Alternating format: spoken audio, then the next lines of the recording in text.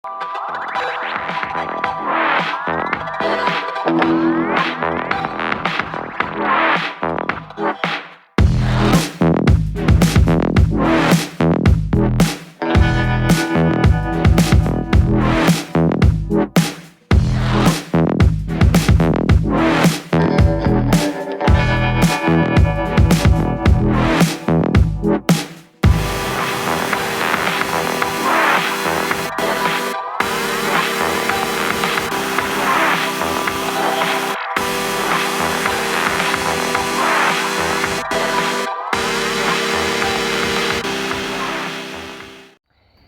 everybody, welcome back to Gordon's Garage. Thanks for all the people who have subscribed, and I want to say those who haven't, please go down there and hit that little bell, subscribe. You can like and thumbs up some stuff. And while you're doing that, you might can trek on over to Facebook at Gordon's Garage, and you can catch me there. That's a good spot to catch a post I put up every time I add a video to my page, so you'll know exactly when a new video is up. Kawasaki. Hey everybody, okay, so on this part of the episode, what we're doing is I'm just going to show you a little bit on what it takes to get vinyl patterns put on a screen and have it cut out on the vinyl cutter. And so what we're going to do is take a few looks at this, and I'm sorry, the light in here is really bad, and then whenever I video this screen, it's real trippy. It's going to be real rainbowy and stuff. It's just because that's not a actual computer monitor, it's a TV screen. So let me just show you a few things on here, how to arrange it and stuff, and then if that doesn't show up very well, maybe I'll skip it. But basically, I get it from that screen and I cut it out on a sheet of vinyl like you see hanging on the wall right there. And it comes in boxes like that. So that machine is basically like a printer. Just like any old printer you buy at Walmart. It just basically does it like a CNC machine process. So the printer just moves the paper through while it's going back and forth, placing ink in the right spots. Alright, well this one, it has a little blade right here, and it goes up and down, so it's either engaged into the vinyl or not, and it goes side to side. It runs up and down this way. At the same time, this machine will feed this vinyl through and back, through and back. And with that pattern, it knows where to go. And I'll show you on the screen how it knows where to go. Wow. Y'all see what I'm saying? This is really weird, trippy kind of thing, but basically the tools are all around the upper side and this, and we have a nice little box over here that helps us do stuff. Now, anytime I have something I try to create an image of, then I need the exact of it, but butterflied in the opposite direction. That is very easy to do. You just click and highlight the object. You'll copy, get on top of it like that, right click, copy, and then you just paste it. You just scroll down, right click, paste it, and you put it right there. And that image now, if I go over here, these 4 squares right there, if I click this one, it will reverse it. I do it all day long. It's just that easy. So I can go back here to this button, and it's going to give me my dimensions. It tells me how tall and wide it is, and it tells me how big I'm going to be on the vinyl. I know my vinyl is 24 inches wide, so I can't have a dimension wider than 24 inches, or it cuts it up and puts it into 2 parts. And it will do that accurately. It's kind of neat. So the other thing I'm going to show you is I'm going to zoom in on this. I'm going to grab this thing right here. All right, and then I'm going to go over here and I'm going to click a button right there. And now this is how it knows where to go. On each one of these paths that it follows, it's just doing dot to dot. I am going to highlight one right there. And if you look right here, that dot right there is the beginning of the path, and it goes around and it does the whole path and ends back at that spot. Okay, now I just got rid of all the dots. I've hit this tool up here in the corner, and this tool is the dots. And if I get an image like a picture, I'm going to show you that right now. Let me downsize all of this and show you these two pictures. Okay, so this picture here, I cannot wire trace it because there's too many variables going on and it just jumbles everything up. These are very black and white. It's contrast, and it's very sharp image. I can wire trace these.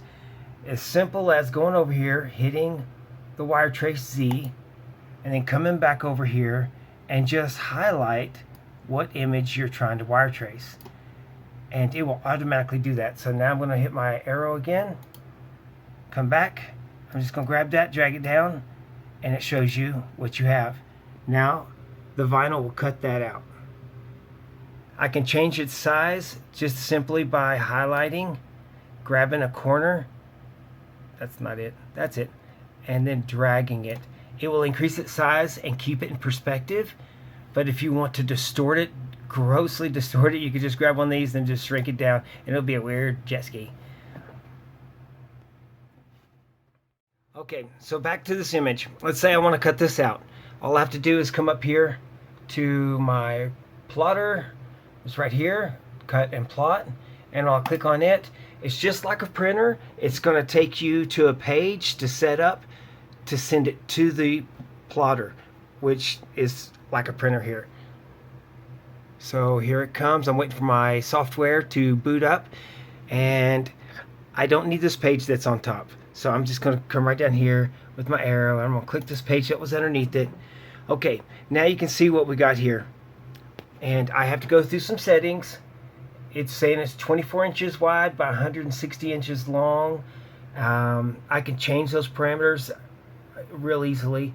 As I go down here in proportion, I'll have to worry about that. 100% scale.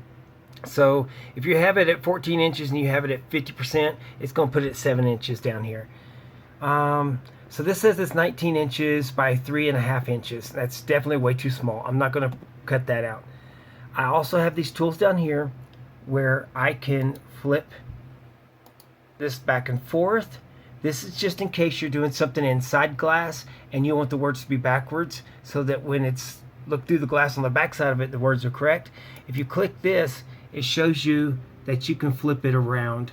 So I can turn it on its side, and it's flipped it upright.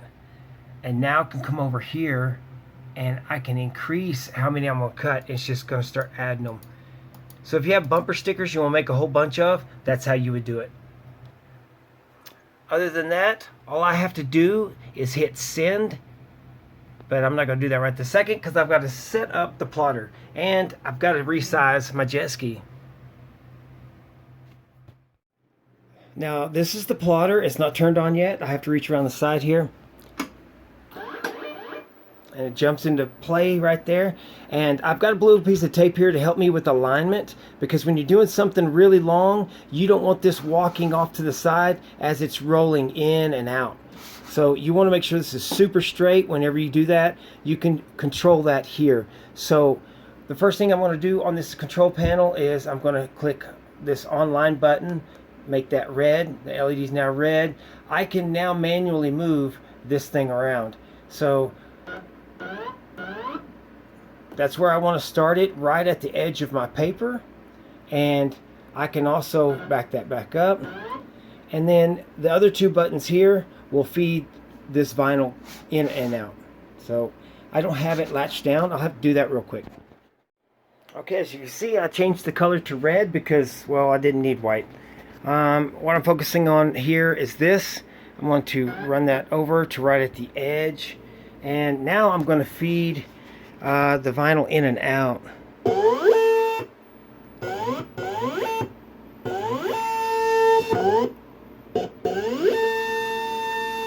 So it's walking over just a little bit. So what I'll have to do is loosen up tension on these two and scoot the paper a little bit and then tighten them back down and see if I fixed it. Okay, so simply I've got the machine set up and it's kind of ready to go. there's something else you got to consider. Whenever you're going to cut something that's 70 inches long, you're going to want to monitor the roll in the back, because it's pulling slack and cutting down, and then it's got to go all the way back to the other end. So all of that paper or vinyl has got to get fed back between this machine and the wall. So it might be better to pull it away from the wall a little bit, give it some breathing room for that vinyl to go back and forth. Other than that, I really got to pay attention to a lot of little details, making sure that the settings are just right. So you remember I just put in there like make 6 of them.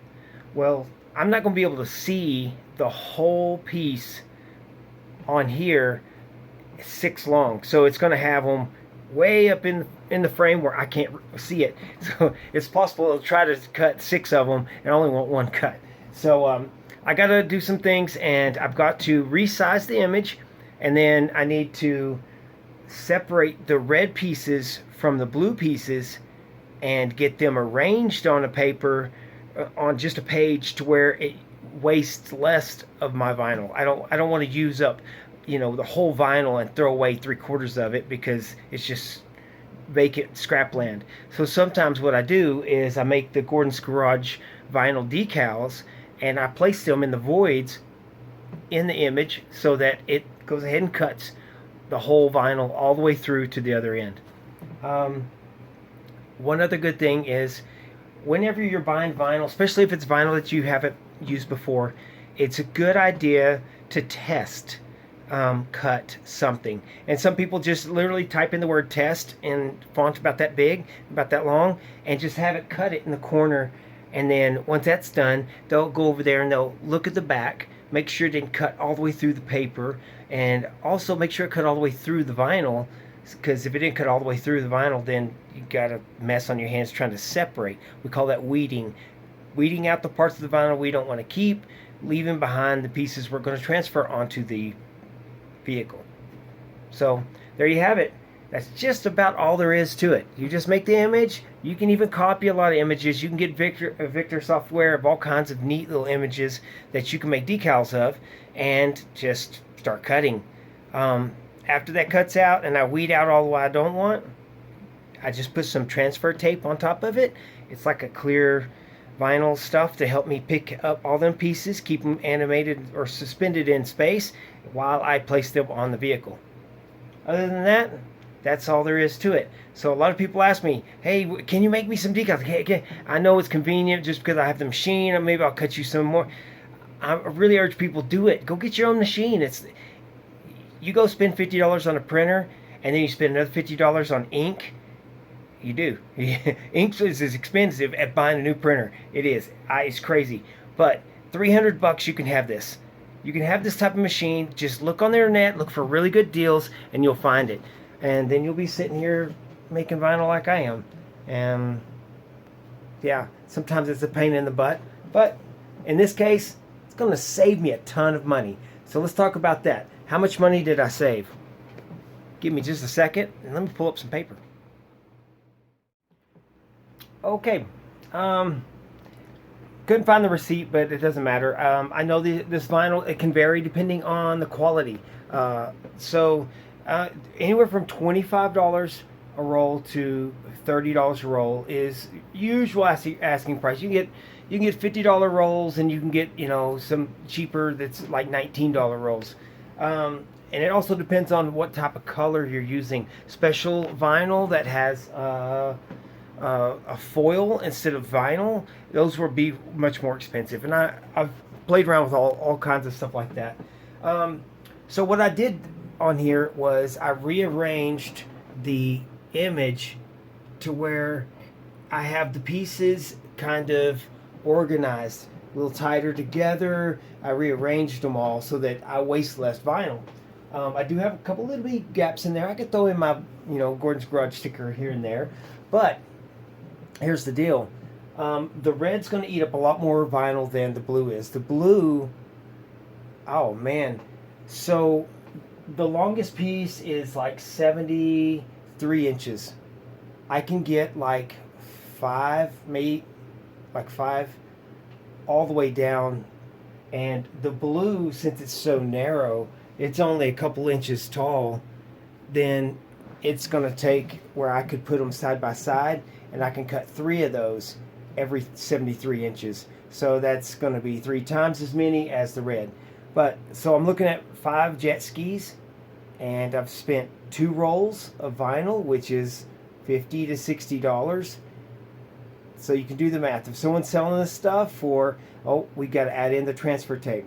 That again is going to be just about the same as a roll of vinyl. It's going to be around your $25 to $30 range, and that will cover the same square footage. So you might need 2 of those. So $120 easily can be expanded into a lot more money if you can find buyers for this type of graphics. So there you have it. I'm sitting here in my Vader vault with Vader and Carl. Carl's over there in the corner. Say hi, Carl. Yeah, he's quiet. Anyways, I'm going to try to cut one of these out. And we're going to get those out to the shop. And I'm going to set it up against the jet ski and see if I read my tape measure correctly. Man, I can make 6 of them. So no more than 6 mistakes, right? Right? Yeah. I'll see y'all back at the shop. Yep.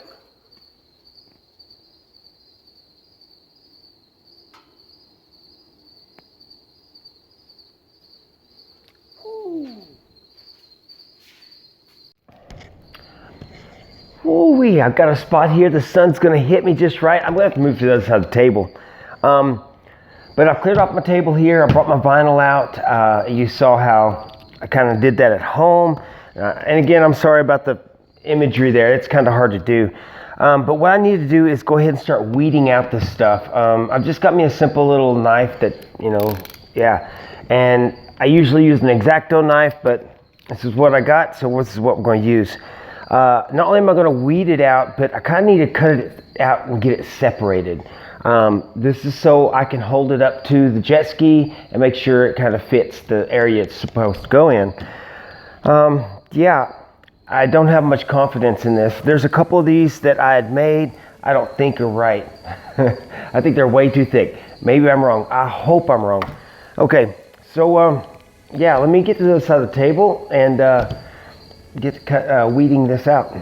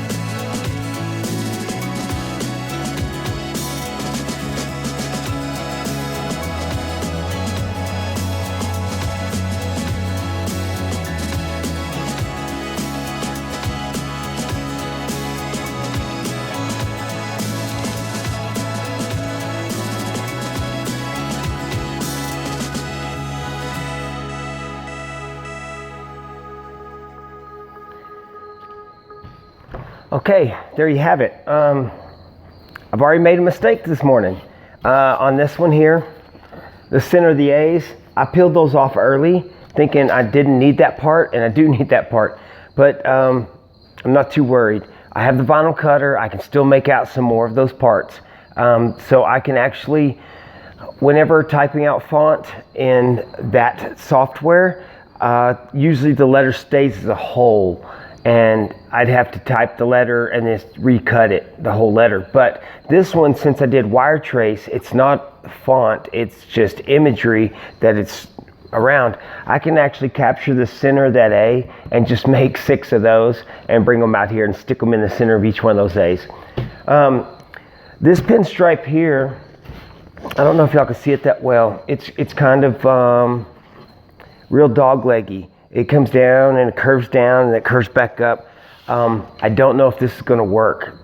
The vinyl has stretchy characteristics to it to where I can kind of tweak it and make it work, but this is one of the things I want to set up on the jet ski and see how much I'm going to have to force this thing to twist around. The adhesive will hold it for so long. Eventually it tries to, the elasticity in it tries to bring it back to where it's originally laid. So that's something I was just guessing these curves. I know you can't see that. I'll try to get a good image of this stuff as I'm trying to put it on the jet ski. Jet ski's nowhere close to being ready for this decals, but this gives me a heads up of what I need to recut and how I need to recut it. I still need to do the blue, and then I can set all this stuff to the side. Stuff like this decal, I'm not going to put transfer tape over because it's just one single strand. I'm going to do it just like you would do pinstriping. You'd peel off this corner and you'd start it and you peel the paper back and just lay it by hand as it goes down the side of the jet ski. Yeah, that's how I'm going to do that. That's how I'm going to do that one. This one, however, it's got a little bit here on those letters that I need it to hold in place, and the rest of this would just kind of be the same way. Now, since this is kind of a large square footage, I'll probably do the soap water and then float it around to where I want it and then squeegee out the soap water. The rest of the stuff, like these, definitely going to need transfer tape for those. And the word jet ski. But this one, this is hit or miss. You're kind of big, kind of not. I can use soap water for it. I don't have to. If I get air bubbles in it, it's not too hard. You just kind of squeegee the air bubble to the smallest point you can get it, pop a little pinhole in it, and squeegee out the air. It kind of just disappears. Nobody will ever know. And this one here, I believe I'm going to do just like the pinstripe. It's going to just kind of go on one end to the other. Now, with that said, a lot of this stuff has to line up. This big piece has to line up with this corner piece like so that the blue stripe all lines up. And this little hook here has got to come upward right at the back end of this piece. So I got to kind of be careful. But you know, I got enough vinyl left over that I can recut these and do it again. But I want to hold a couple of them up and see how these things will lay out with the paper on the back. Okay, so this is what I was afraid of. This angle is just fine. I got this angle pretty good because the side shot, the image that I had was straight on, so I could find this arc in this. And I know you think that this should go way down here, but it does not. The Kawasaki jet skis, it runs right across here, a little high, and then it turns and goes straight across. And so mine is coming up too much. And the end of it is right there. So this is what I'm thinking. I probably have to recut this piece. I can work with the image and drop this angle down a little bit, about a ½ inch or more. I need to start this curve a little further down. That would help. The rest of it all looks good. I wouldn't bother any of that. What else can I do? think I might do something a little bit trick here. I might not worry about lengthening it. I might just drop it down a hair. And I might take in the vinyl and cut out the word Kawasaki and put Kawasaki and interrupt this pinstripe across the face here and have just the word Kawasaki across there. I think that would be really cool.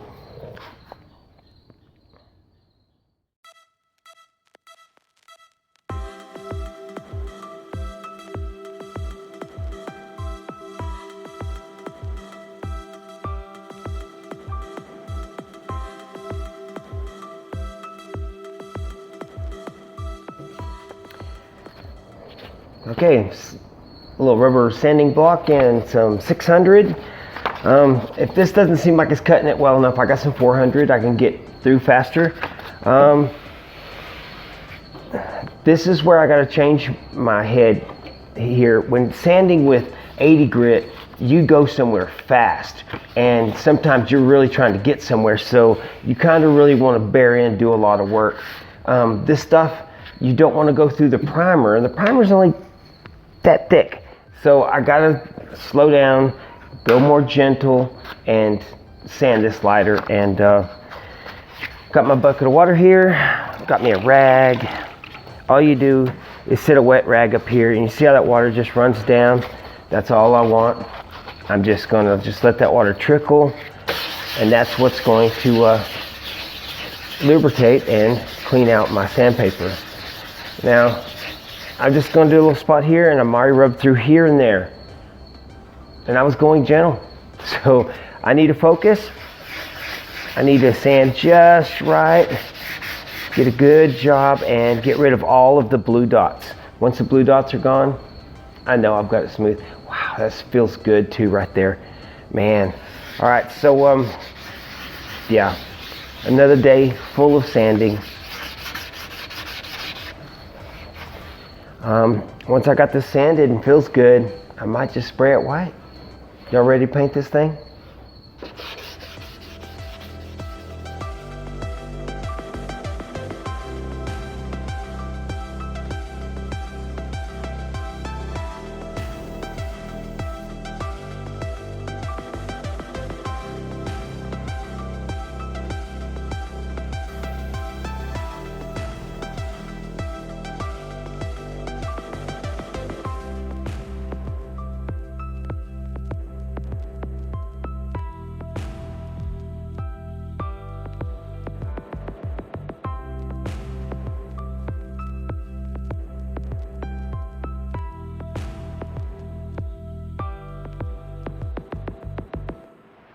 Woo-wee, man, that was some work.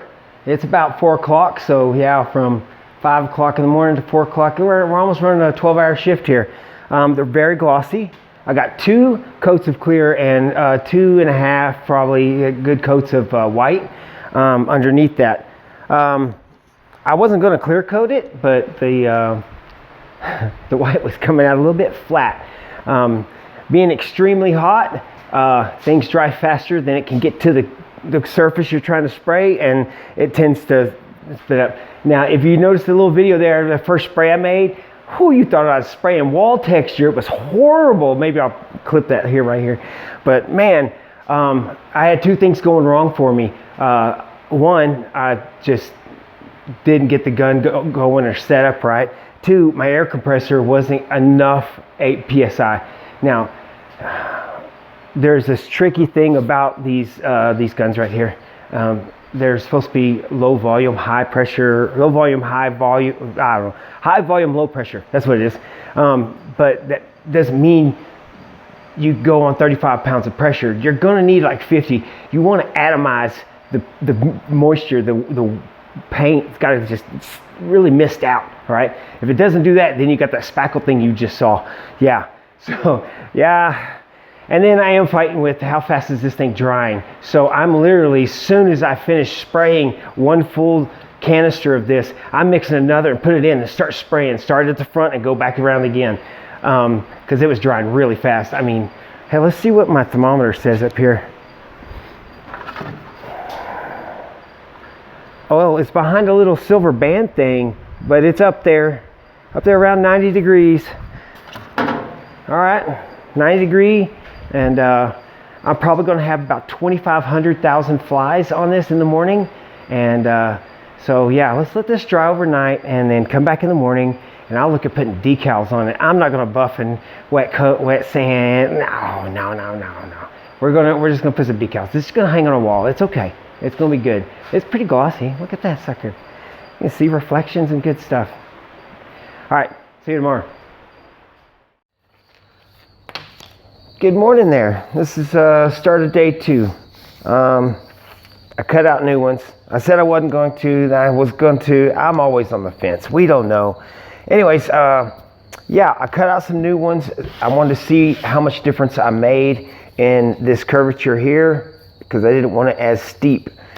And we're ready to put some decals on that stuff. After I get the decals on and everything, kind of start buttoning things back up. There's one point I got to flip that base of the jet ski over and do some paint work on the bottom half. Yeah, that got skipped somehow. Anyways, yeah, couldn't paint the whole thing. Maybe I could have hung that in there. Who knows? But yeah, so let me get a little scissors and knife out here and get to cutting away. So what we're looking at is this decal goes on this big object that's hanging in the ceiling. And I had taped it up to the side of that arm thing, and it looked like all of this arc, everything was great. I've actually extended this one a little further so I have room to cut it off. And then this arc started too soon and it was too sharp. So I scooted it down a little bit and I've lessened it. Now, I was anticipating maybe putting the word Kawasaki across the very bottom edge down there. It looks really big. I measured it and everything, but when I cut it out, it looks really huge. But if you take 2 of these together, it's really not that big. It could be smaller, I'm gonna say that. But that's what the difference is between the 2. Yesterday I was just about to a point where I could live with this one, but I went ahead and cut the other one out. So that's gonna make my day a lot easier. Y'all know what time it is. Check it out.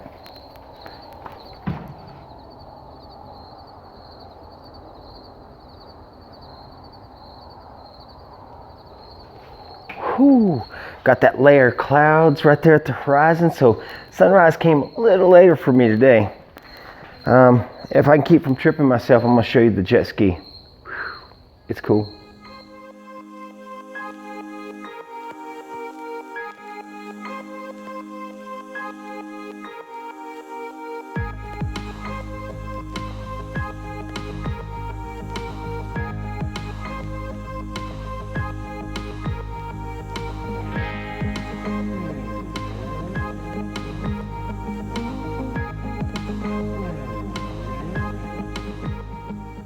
There you go. This side's complete all the way up to the 440 on the back end. And wow, now I just got to do the pinstripe on the top piece and do all these decals on the other side. That's really looking a lot better. That is really cool. Some of the stuff I'm having a custom cut. It's like this little angle right here. I didn't know that was that way. I had to do that afterwards. It's coming together good, guys. Man, let me wrap this thing up and give y'all a before and after maybe.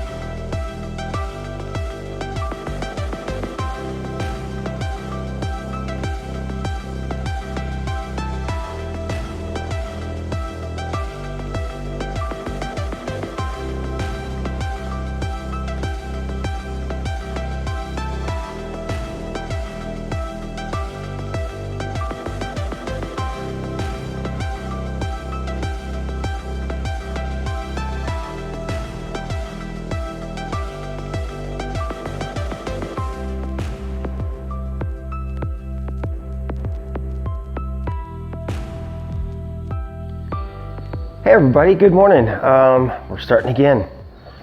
Yeah, and no, I'm not actually Spider-Man, but hey, jet skis flipped over. Got to paint the bottom side of that, so that means a lot of sanding, priming, let that dry. Then we can paint or wet sand again, and then we're going to paint.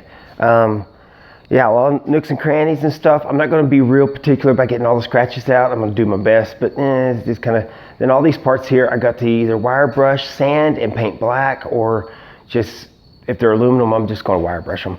But there's something I want to show y'all this morning. I'm going to flip the camera around. Hang on one sec.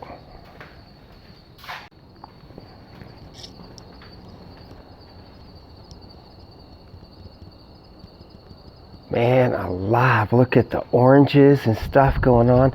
The sun's not up. There's just this orange line all the way across the horizon. It's really cool.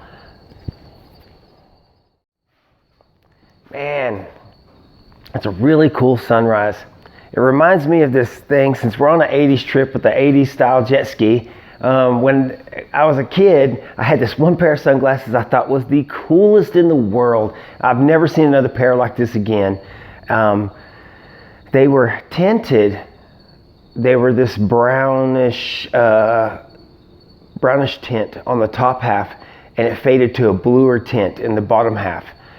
I don't know how they did it. It was really cool, but it looked a lot like that. You had the blue up top and the browns and oranges on the bottom, and that's what the sunglasses did. It was really cool.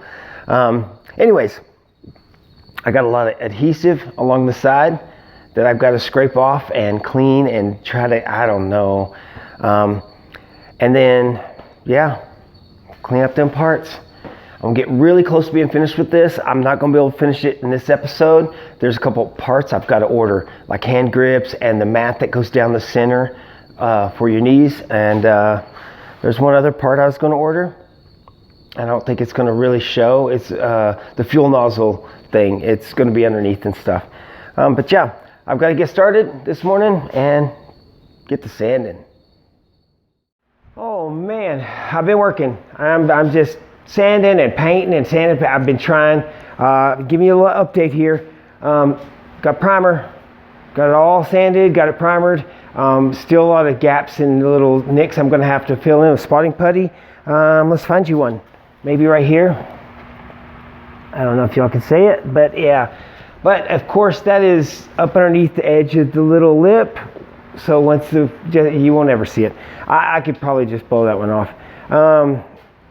The paint's not perfect on these, but they look really good. I've been over here at the wire wheel with the parts, and you can see here, it's all shiny and aluminum now. I didn't do this top side, but I will flip this over.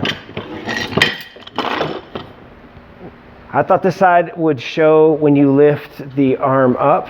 So I was like, yeah, let's go ahead and buff all that clean, buff that clean. So this is what you're going to be seeing. As far as the other parts, I've actually tried taping off all this stuff, and I put some black paint on these, and I just got them hanging on the hangers. And the car makes a great place to hang things when they're drying. I didn't mean for that to happen, but yeah, I've got all these little pieces, and I've got like this plate here. It's got the word Kawasaki fuel reserve and choke, and I've got those taped off because I didn't want to try to recreate those. So there's going to be a little discoloration just around the word, and maybe people will think it's a decal.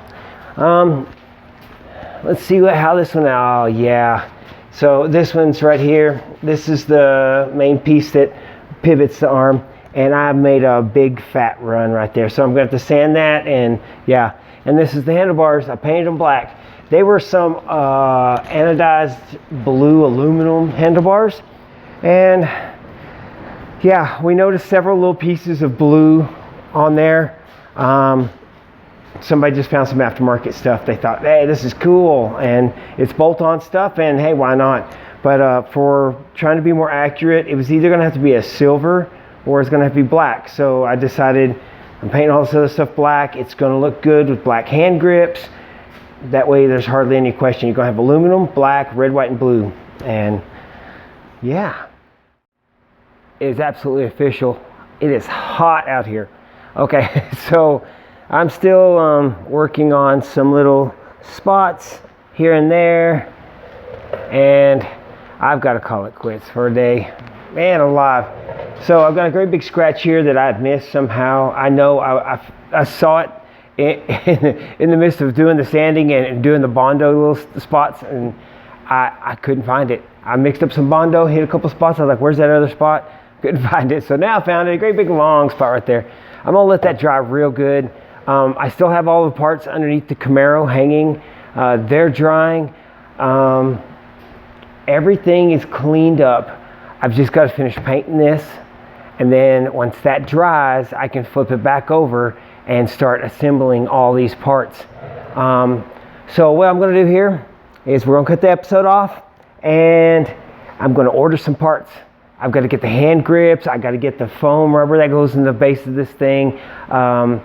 Yeah, I got a list going, a little list. It's not very long. I can order these today, and surely by the next episode, I'm going to have them where I can put them on and button it all up and be 100% complete. That's going to be a fun episode. That's the best part, is the finished product. This is not much fun. I am eager though. I just want to flip it over and play a little. Let me do something else. And no, I got to leave it alone. If I put it on, it's going to be in the way. I got to finish this first. So that's going to be a wrap for this video. Thank y'all for watching. I'm going to do a major thing here, maybe before this video. I don't know. I got stuff going on in the background. I'm afraid to tell y'all too much. Man. All right. Well, y'all have a good weekend.